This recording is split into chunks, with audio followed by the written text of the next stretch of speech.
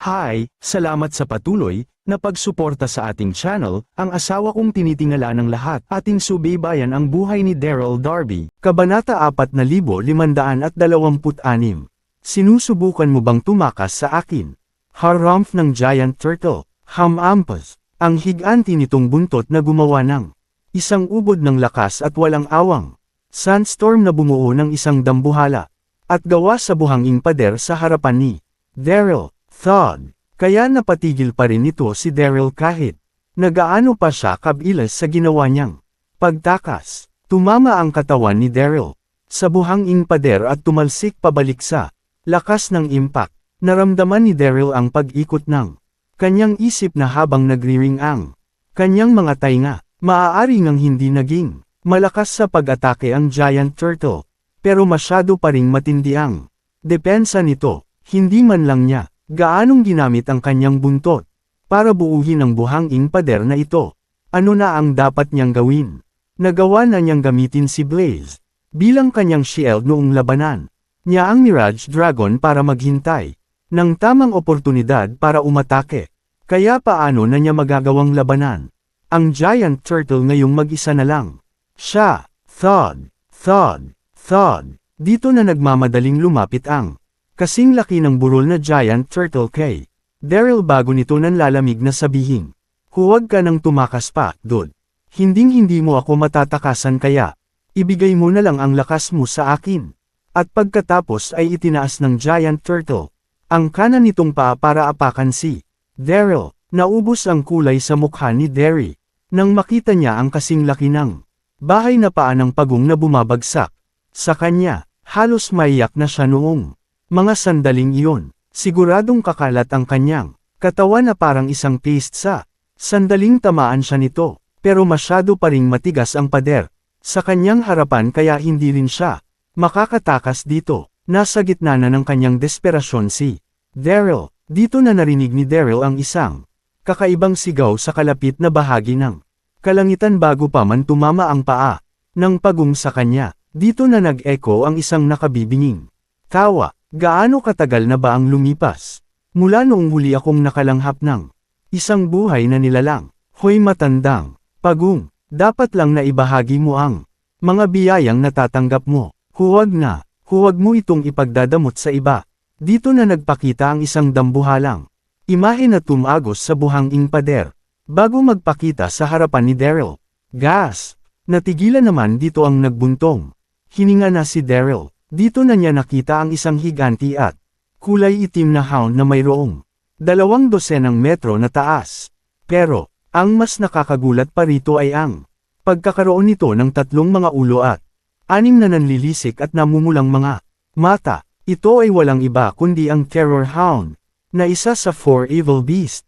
Hayop kang aso ka. Agad na tumitig ang giant turtle sa Terror Hound habang nanlalamig na sinasabing, "Ako ang unang nakakita sa lalaking ito kaya umalis ka na. Huwag mo akong pakialaman." Nagmukhang mabagsik ang giant turtle nang sabihin niya iyon pero hindi pa rin nito na itago ang pagkaalarma sa kanyang mga mata. Kahit na sila ang 4 evil beast, hindi pa rin sila nagkaroon ng mabuting relasyon sa isa't isa. Siguradong pag-aawayan ng mga ito ang kahit na anong bagay na makakakuha sa interes nilang lahat. Nakuha rin ni Daryl ang heavenly, spiritual aura ni Empress Nua na isang kayamanan para sa kanila. Ang sinumang magtanglay ng lakas na ito ay magkakaroon na ng kakahayang umalis sa Infernal Shadow Prison. Kaya paano magagawa ng giant turtle na ibahagi ito kay Terror Hound? Nagbibiro ka ba? Singgal ni Terror Hound nang marinig niya ang sinabi ng giant turtle. Ang lahat ng bagay ay dapat mong ibahagi sa iba. Kaya ano ang karapatan mong solohin ang isang ito? Dito na nagsimulang magsalita ang 2 pang mga ulo ng Terror Hound. Grabe, masyadong batugan at sakam ang matandang pagong na ito. Kaya bakit pa ako nag-aaksaya ng panahong makipag-usap sa kanya? Oo, nga, kunin na lang natin ang taong iyan mula sa kanya. Nabalot din ng pagkaalarma ang kanilang mga mata nang sabihin nila iyon. Dito na sumigaw ng malakas ang giant turtle habang tumatalikod ang dambuhala nitong katawan. Kasalukuyan na itong nakaabang sa gagawin ni Terror Hound. Ang lakas ng loob mong kunin ang mga bagay na nasa loob ng teritoryo ko. Hindi naman umatras si Terror Hound. Dito na umangat ang tatlo nitong ulo, habang sinasabi na, ano naman ngayon? Sino ba sa atin ang natatakot sa iyo? Hindi na ninerbiyos noong mga sandaling iyon si Daryl at sa halip ay nasabik pa. Siya ng husto. Isesh, mag-away lang kayo. Hahanap ako ng pagkakataon para tumakas sa sandaling maglaban na kayo rito. Dude, hindi nagtagal ang abangan ng dalawa. Matapos tumalikod ng biglaan ni Terror Hound para titigan si Daryl gamit ang anim nitong mga mata. Bakit hindi ka nalang pumili ng isa sa amin? Sisiguruhin ko na makakalabas ka sa isinumpang lugar na ito sa sandaling. Ibigay mo ang iyong lakas at sumunod ka sa akin. Dito na sumigaw ang giant turtle ng huwag na huwag kang maniniwala sa kanya. Itong asong may tatlong ulo na ito ang pinakatuso sa aming lahat. Sa akin, muna lang ibigay ang iyong lakas. Ipinapangako ko sa iyo na ihahatid kita palabas pagkatapos nito. Hindi mo na kailangan pang magpagod dahil ako na mismo ang magdadala sa iyo sa labasan. Ano sa tingin mo? Alam ng dalawang halimaw kung gaano kalakas ang isa't isa kaya hinayaan na lang nila na si Daryl ang magdesisyon kung sino ang kanyang sasamahan. Grabe, dito na naguluhan ng husto si Daryl. Hindi kami magkakakilala pero paano nila ito nagawang pag-usapan sa harapan ko? Kabanata 4527. Pero agad na naging interesante ang mga bagay-bagay. Nag-isip ng isang sandali si Daryl nang biglang pumasok ang isang ideya sa kanya. Nagkunwari siyang naguguluhan habang sinasabi sa giant turtle na nahihirapan akong mamili sa totoo lang. Dito na nagmukhang nahihirapan si Daryl habang iniiling ang kanyang ulo. Ano bang mahirap sa pagpili ng isa sa aming dalawa? Natigilan naman dito ang giant turtle bago nito sabihin. Teritoryo ko ang pinasok mo kaya dapat lang na sa akin mo ibigay ang iyong heavenly spiritual aura. Sigurado ang giant turtle noong mga sandaling iyon na hindi siya sineset up ni Daryl kaya agad niyang sinabi na, ako mismo ang maghahatid sa iyo kung saan mo gustong pumunta habang ibinibigay ang anumang hingin mo sa akin sa sandaling ibigay mo sa akin ang iyong lakas. Ano sa tingin mo? Kumislap naman ang mga mata ng giant turtle nang sabihin niya iyon. Libu-libong taon nang nakakulong dito ang four evil beast. Natural lang na palaging samasagi sa kanilang isipan ang pag-alis sa lugar na ito. Kaya paano sila hindi mawawala sa kanilang mga sarili? Nang biglang magpakita rito si Daryl dala ang lakas na tinatanglay ni Empress Nua. Natawa si Daryl sa kanyang sarili habang nagkukunwaring nahihirapan sa pagpili. Pagkatapos ng isang segundo, sisigot na sana si Daryl nang bigla siyang putulin ni Terror Hound sa pagsasalita. Dude, tingin ng tatlong ulo ng nasa sabik na Terror Hound. Huwag kang maniwala kay Giant Turtle. Paano mo magagawang ibigay ng basta-basta ang heavenly spiritual aura mo? Markang paywa, dapat lang na mapunta ito sa pinakamalakas sa aming lahat. Huwag kang magpaloko sa laki ng kanyang katawan, hindi pa rin niya kayang pantayan ang aking lakas. Nangangako ako sa iyo na ilalabas kita rito at tutulungan kitang magtayo ng sarili mong imperyo sa sandaling ibigay mo sa akin ang heavenly spiritual aura mo. Ngumiti naman ang hindi nagsasalitang si Daryl nang marinig niya iyon. Nagpapanik na ang mga ito.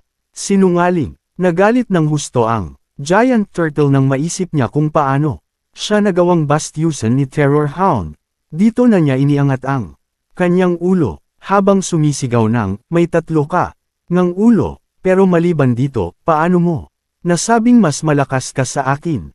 Sigurado ako na alam ng isang ito kung sino sa atin ang mas malakas. 10,000 taon ka nang nakakulong dito tanda pero mo pa rin nagawang umalis diyan sa pwesto mo. Ano bang kaya mong gawin maliban sa pagiging tamad at sakang? Nagbibiro ka ba? Teritoryo ko ito kaya may karapatan akong manatili rito kahit nagaano katagal ko gustuhin. Markang paywa, sino ang nagsabi na teritoryo mo ang lugar na ito? Dito na nagsimulang magtalo ang dalawa. na nagpasabik ng husto kay Daryl. Mas tumaas ang advantage ni Daryl sa sitwasyon habang mas tumatagal ang pagtatalo ng dalawa. Pero memorable pa rin si Daryl noong mga sandaling iyon. Paano siya makakatakas kung hindi maglalaban ang dalawang ito? Hindi pa rin alam ni Daryl noong mga sandaling iyon na kilala ng husto ng Four Evil Beast ang isa't isa kaya hindi ito maglalaban maliban na lang kung kinakailangan talaga nila itong gawin sa isa't isa, kayong dalawa. At sa wakas ay napuno na rin si Daryl sa pagtatalong ginagawa ng dalawa. Dito na siya napahawak sa kanyang noo habang sinasabi na, kumalma na kayo, nakaisip na ako ng paraan para makapagdesisyon kung kanino ako sasama. Magkasabay namang tumingin ang Giant Turtle at ang Terror Hound kay Daryl. Bago nito iisang sabihin na, ano yun? Sabihin mo sa amin. Ngumiti naman si Daryl bago nito magalang na sabihin, kayong dalawa ang pinakamalalakas na halimaw na nangkwentro ko sa buong buhay ko. Mahirap nga sa aking pumili kung kanino ko ibibigay ang aking lakas pero tama nga. Kayo, dito na tumuro si Daryl kay Terror Hound bago siya magpatuloy sa pagsasalita. Makukuha ng mananalo ang lahat, kaya bakit hindi na lang kayo maglaban? Ibibigay ko sa sinumang mananalo ang aking lakas. Napuno ng paggalang ang mukha ni Daryl habang nagpapakita ng panloloko. Ang kanyang mga mata, buong araw nang nagtatalo ang dalawang ito nang walang ginagawa na kahit anong aksyon sa isa't isa. Kaya mas maigi kung paiinitin ko pa ang tensyon sa pagitan ninyong dalawa. Natigilan ang Giant Turtle at ang Terror Hound sa kanilang narinig. Dito na nagpakita ng komplikadong mga tingin ang dalawa. Dude, dito na nagising sa realidad si Terror Hound. Tumingin ang anim niyang mga mata kay Daryl habang walang emosyon nitong sinasabi na, mukha ka ngang mangmang pero hindi ka pa rin. Gusto mo kaming maglaban para makahanap ka ng tamang pagkakataon para tumakas. Tama. Tumingin ang anim nitong mga mata sa buong katawan ni Daryl na para bang nakikita nila ang kaluluwa nito. Dito na sumali sa usapan ng Giant Turtle. Masyado kitang minaliit. Kung ganoon ay gusto mong umupo sa malayo para panoorin kaming lumaban. Iniisip mo ba na ganoon kami kamangmang matapos naming mabuhay ng halos 10,000 taon? Nakaramdam naman ng awkwardness ang namumulang si Daryl. Dito na siya ngumiti habang sinasabi na, hindi nyo ako naintindihan. Hindi ito ang gusto kung mangyari. Kabanata 4528. Gusto ninyong dalawa na ibigay ko sa inyo ang heavenly spiritual aura ko. Kaya, wala na akong maisip na solusyon. Maliban dito, inosenteng sinabi ni Daryl, paano tayo makakapili kung hindi kayo maglalaban? Sige, gagawin ko ang anumang solusyon na maisip ninyong dalawa. Dito na umupo si Daryl sa isang bato, bago tahimik na hintayin ang dalawa. Pero kasalukuyan na siyang hindi makapagsalita noong mga sandaling yun. Masyadong matalim ang isip ng dalawang halimaw na ito kaya mahihirapan siyang lokohin ang mga ito. Dito na huminga ng malalim ang Giant Turtle habang nagsisimulang mag-isip. Nag-isip din ang may 3 ulo na Terror Hound habang pasulyap-sulyap kay Daryl. Dude, dito na biglang nagring ang boses ni Terror Hound sa mga tainga ni Daryl. Panipi, mukha ka namang tapat na tao kaya hayaan mong ituro ko sa iyo ang isa sa mga solusyong naisip ko. Grabe, natakot si Daryl nang marinig niya ng boses ni Terror Hound sa kanyang mga tainga. Halos mapatalon siya sa gulat nang makita niyang hindi gumalaw ang bibig ni Terror Hound na may ilang dosenang metro mula sa kanya. Pero paano nito nagawang makipag-usap sa kanya? Dito na tumingin si Daryl sa Giant Turtle. Nakasalukuyan pa ring nag-iisip ng malalim na para bang hindi nito narinig ang boses ni Terror Hound. Dito na mas tumindi ang pagtataka ni Daryl. Muling nag-echo ang boses ni Terror Hound nang makita niya ang natitigil ang itsura ni Daryl. Nagtunog bastos ito habang sinasabi na, nagulat ka ba? Isa, ito sa aking mga teknik. Tinatawag ko ito bilang secret speak.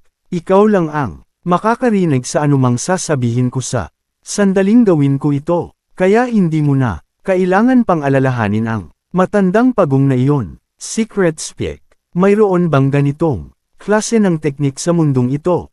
Hind. Ito kapanipaniwala. Walang kaalam-alam si Daryl na ang bawat isa sa 4 evil beast ay mayroong kani-kanilang mga ultimate technique. Ang mga Mirage na ginawa ng Mirage Dragon kanina ay ang ultimate technique na tinatanglay nito. Isa naman sa mga ulit-ay technique ni Terror Hound ang Secret Speak. Natigilan sa kanyang sarili si Daryl. Noong mga sandaling iyon, kasabay nito ang paggamit niya sa kanyang enerhiya para makipag-usap kay Terror Hound. Panipi, anong solusyon ang naisip mo, Senyor? Para makawala sa kontrol ng mga halimaw na ito, wala nang nagawa pa si Daryl kundi tawagin ito bilang kanyang mga Senyor, pero nakapagdesisyon na si Daryl. Masyadong malisyoso at tuso si Terror Hound kaya kinakailangan niyang mag-ingat dito. Hindi siya maaaring mahulog sa mga patibong nito sa kanya. Gumaan naman ang loob ni Terror Hound nang tawagin siyang Senyor ni Daryl. Malademonyo itong tumawa habang sinasabi na, simple lang. Imungkahi mo, mamaya na ipakita na lang namin ang aming mga ultimate technique. Ako na ang bahala sa sandaling pumayag dito. Ang matandang pagong na iyon. Gusto niyang ipakita nilang dalawa ang ultimate nilang mga teknik. Natigilan sa kanyang narinig si Daryl. Panipi, ganoon lang. Siyempre, dahil sa kagustuhang makipag-usap ni Daryl sa kanya, nakasiguro si Terror Hound na nakahanda na si Daryl na ibigay ang tinatanglay nitong lakas. Kaya, hindi na nito itinago pa ang kanyang mga balak.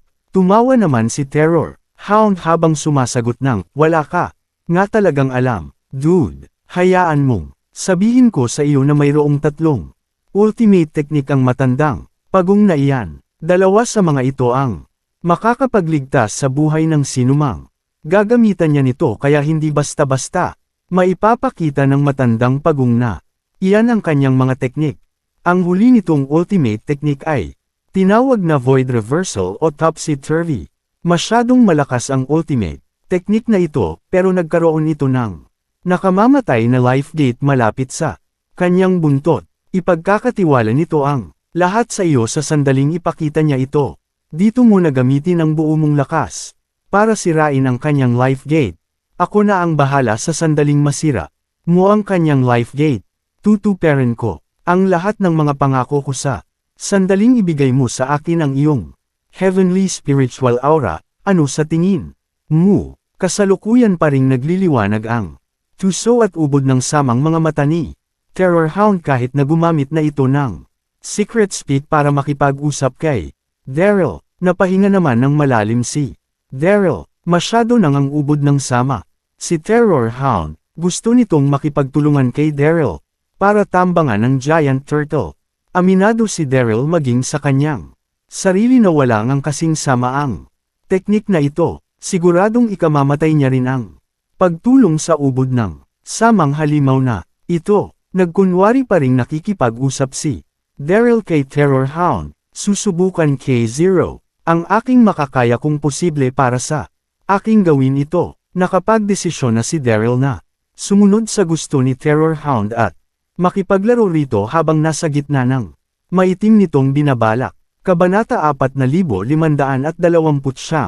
Napakadaling turuan ng isang ito. Nasabik ng gusto si Terror Hound nang sumangayon sa kanya si Daryl. Walang tigil nitong binati si Daryl. Gusto ko ang mga matatalinong tao na kagaya mo. Sinisiguro ko sa iyo na itatrato kita ng maayos sa sandaling makalabas tayo rito. Sige, huwag mo na itong patagilan pa. Magsalita ka na bago pa magsuspetsa sa atin ang matandang pagong na ito. Sumangayon naman si Daryl bago nito ayusin ang kanyang lalamunan at sabihin na, aking mga senyor, mayroon na ba kayong naisip? Tumingin naman si Daryl kay Terror Hound habang nagsasalita. Matalino si Terror Hound kaya agad itong nagkunwari sa pagsagot ng, ano nga bang solusyon natin dito? Dito na siya tumingin kay Giant Turtle para sabihin, ano sa tingin mo, Giant Turtle? Huminga naman ng malalim si Giant Turtle habang nag-iisip na sumasagot ng, hindi talaga ako makahanap ng magandang solusyon ng ganito. Kab-iles, Dito na kinuha ni Daryl ang pagkakataon. Para magsalita, mayroon akong ideya, kung magtitiwala kayo sa akin. Gusto, kung malaman kung okay ba ito sa inyo. Anong ideya ang tinutukoy mo, Iho? Direktang sinabi ni Giant Turtle. Ngumiti naman si Daryl habang mabagal, na sinasabing, simple lang. Pareho, naman kayong nasa limit ng inyong mga lakas, hindi ba? Bakit hindi nyo na lang ipakita ang inyong mga ultimate technique?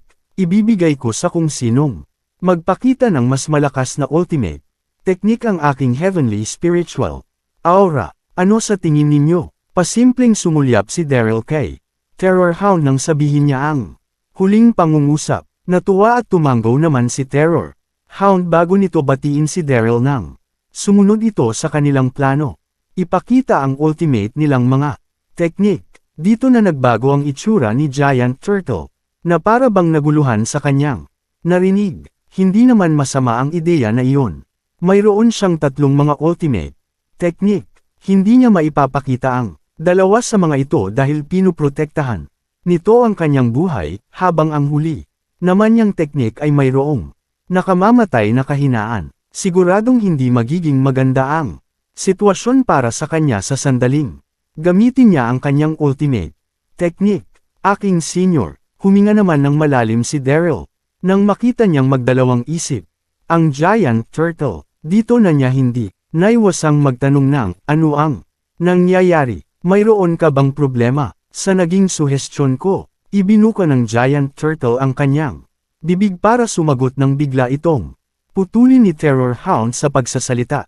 Panipi, tandang pagong. Dito na sumanghal at nangasar si Terror Hound. Gusto mong makuha ang heavenly spiritual aura ng hindi sumusugal. Alam ko naman kung saan ka nag-aalala. Natatakot ka na baka atakihin kita sa sandaling ipakita mo ang iyong ultimate technique. Tama, bakit hindi na muna ako ang maunang magpakita ng ultimate technique at pagkatapos ay agad akong pupunta sa isang malayong burol? Ano sa tingin mo? Pero sinasabi ko na ngayon pa lang na hindi masyadong espesyal ang tatlo mong mga ultimate technique, kaya mas maigi kung susuko ka na lang. Hayaan mong makuha ko na sa lalong madaling panahon ang heavenly spiritual aura. Huwag mo nang sayangin ang oras nating lahat. Kalokohan. Ninas ang Giant Turtle sa ginawang pang-asar ni Terror Hound. Dito na niya nananirmang sinabi na, paano hindi naging kasing lakas ng teknik mo ang teknik ko? Saan mo naman nakuha ng confidence mong iyan? Sige, ipakita mo muna ang ultimate teknik mo. Natuwa naman si Terror Hound nang makita niyang kumagat si Giant Turtle sa kanyang patibong. Si Giant Turtle ang pinakamaingat sa 4 evil beast, kaya magiging mahirap para sa kahit na sinong linlangan ito. Kaya paanong hindi matutuwa si Terror Hound ngayong nahulog na ito sa kanyang patibong. Pero walang kaalam-alam si Terror Hound na walang plano si Daryl na sumunod sa kanilang plano. Bastos na tiningnan ni Terror Hound si Daryl sa sobrang tuwa. Sumagot naman nang tango si Daryl habang ngumingisi sa kanyang sarili. Iniisip mo bang tutulungan ko ang isang pangit at walang kasing samang aso na kagaya mo? Mangarap ka na lang markang paywa. Dude, lumipad sa ere si Terror Hound bago ito sumigaw ng, ipapakita ko sa iyo ang ultimate technique ko na nakilala sa tawag na Chaos Inferno. Boss, agad na umangat ang nakakatakot na enerhiya mula sa katawan ni Terror Hound bago sabay-sabay na bumuga ng tatlong bola ng purple na apoy ang mga bibig ng tatlo nitong ulo. Nabuo sa gitna ng ere ang tatlong bola ng apoy na gumawa ng isang dagat ng purple na apoy sa paligid. Pagkatapos ng isang saglit, agad namang nabalot ng apoy ng kalangitan pagkalipas ng ilang segundo. Grabe, masyadong nakakatakot ang nga apoy na ito. Napanganga si Daryl sa kanyang nakita. Mas tumindi ang kanyang pagkagulat nang marealize niya na may kakayahang humigop ng lakas ang apoy na ito. Matapos niyang maramdaman ang mabilis na pagtagas ng enerhiya mula sa diwata niyang kaluluwa. Kabanata 4530. Agad namang gumawa si Daryl ng isang protective shield sa kanyang paligid na hamarang sa lakas ng apoy sa labas. Walang pakialam namang tumawa si Terror Hound nang makita niyang Natitigilan si Daryl. Tumawa ito habang ibinubuka ang kanyang bibig para muling lunukan ang apoy na kanyang inilabas. At pagkatapos ay lumapag si Terror Hound sa kalapit na burol habang arroganting tumitingin kay Giant Turtle. Dito na niya sinabing, masyadong malakas ang Chaos Inferno ko, tanda. Kaya hindi mo na kailangan pang ipakita ang ultimate technique mo. Hindi naman nagdalawang isip si Giant Turtle nang marinig nito ang panghahamon ni Terror Hound. Agad na naglabas ng napakalakas na aura ang dambuhala nitong katawan habang nanlalamig na sinasabing puro pasiklab lang ang kayang gawin ng teknik mo. Sa sandaling makita mo ang aking void reversal. Seryosong tumingin si Giant Turtle kay Daryl habang sinasabi na, oras na para magpakita ako ng teknik, bata. Tingnan mo ito nang maigi malaman mo kung sino sa amin ang mas malakas. Boss! At pagkatapos ay agad na umangat ang nakakatakot na enerhiya mula kay Giant Turtle bago bumaliktad ang buo nitong katawan na nagpaharap ng mga binti nito. Sa kalangitan, kahit na nagmukhang katatawanan ang mga nangyari, hindi pa rin natawa rito si Daryl matapos niyang maramdaman ang pagbabago sa kanyang paligid ng dahil sa nakakatakot na enerhiyang ito. Dito na nagsimulang umikot ng walang tigil ang Giant Turtle hanggang sa makabuo ito ng isang nakakatakot na sandstorm. Dito na nakita ni Daryl ang isang kumikislap na bagay sa ilalim ng buntot ni Giant Turtle. Agad niyang naisip na ito na ang life gate ni Giant Turtle. Ito kaya ang life gate na tinutukoy ni Terror Hound kanina. Nang mapaisip si Daryl sa kanyang sarili, napansin nito ang paglutang ng alikabok sa kanyang paanan hanggang sa maabot nito ang kanyang ulo na para bang bumaliktad ang gravity sa lugar na ito. Grabe, naguluhan dito ng husto si Daryl. Naging lupa ang kalangitan habang nasa gitna pa rin ng ere ang kanyang mga paa. Isa itong kahanga-hangang move. Ito na ba ang lakas na tinatanglay ng Void Reversal? Dude, dito na ginamit ni Terror Hound ang kanyang secret speak para hikayatin si Daryl. Ano pang tinatayo-tayo mo? Rian, gawin mo na, malademonyo. Kumislap ang anim na mga mata ni Terror Hound nang sabihin niya iyon. Okay, padalos-dalos na isinagot ni Daryl bago ito sumugod paaban. Masyadong tuso at ubod ng sama si Terror Hound kaya ayaw na ayaw itong tulungan ni Daryl. Dude, agad na naalarma at nagalit si Giant Turtle nang makita niyang sumugod si Daryl papunta sa kanyang life gate. Dito na siya sumigaw ng, ano ang ginagawa? Sinusubukan mo ba akong tambangan? Naisip mo na ba ang maaaring maging kapalit ng ginagawa mong ito? Bahagyang napapadyak si Giant Turtle habang nasa gitna ng kanyang pagkagulat at galit. Paano nalaman ni Daryl kung nasaan ang kanyang life gate? Senior, hindi naman nabahala rito si Daryl. Agad siyang sumugod papunta kay Giant Turtle at hindi gumawa ng anumang pag-atake. Dito niya nagmamadaling sinabi na, huwag po kayong magalit. Gusto ko lang pong sabihin sa inyo na ginamitan ako ng secret speak ni Terror Hound para mapasali sa kanyang panig. Gusto niya na atakihin ko kayo, kaya mag-iingat po kayo sa kanya. Dito na pasimpleng nilabas ni Daryl ang kanyang kamay para senadoryasan si Terror Hound. Hinarang ng katawan ni Daryl ang life gate kaya hindi makita ni Terror Hound ang nangyayari. Inakala nito na nagtagumpay si Daryl nang makita nito ang senadoryas ni Daryl, kaya agad itong nasabik habang umangat ang internal energy sa kanyang katawan at agad na sumugod sa kanyang kalaban. Ano? Kasabay nito ang pagtindi ng galit ni Giant Turtle habang nagugulat na sinasabing, grabe, nagawa akong I-set up ni Terror Hound. Mas tumindi ang kanyang galit nang makita niyang sumugod si Terror Hound. Dito na gumawa ng isang nakabibingi at nakapagpapayanig na sigaw si Giant Turtle. Humarap at tumitig ito kay Terror Hound. Nagkasundo tayong ipapakita natin ang ating mga ultimate technique. Pero nagawa mo pa ring bahiran ito ng dumi. Gusto mo na nga talagang mamatay. Dito na sumugod si Giant Turtle para salubungin ang pag-atake ni Terror Hound. Huminga naman ng malalim si Daryl nang makita niya ang sitwasyon. Dito na, naglaban ang dalawa, masyado itong, naging mahirap para sa kanya. Dito na nagulat at nagalit si Terror. Hound, niloko mo ako, bata. Na-realize, nitong hindi inatake ni Daryl ang life gate ni Giant Turtle kaya kasalukuyan pa. Ring nasa limit ang lakas nito. Dito na-realize ni Terror Hound na hindi niya maloloko ang taong ito at sa halip ay nagawa niya pang mahulog sa patibong. Nang isang ito, napasigaw naman ang galit at nagugulat na si Terror Hound noong mga sandaling iyon, huwag kang magpadala sa emosyon mo, tanda, pareho tayong nilinlang ng taong iyan. Kumalma ka. 2. B. Continued.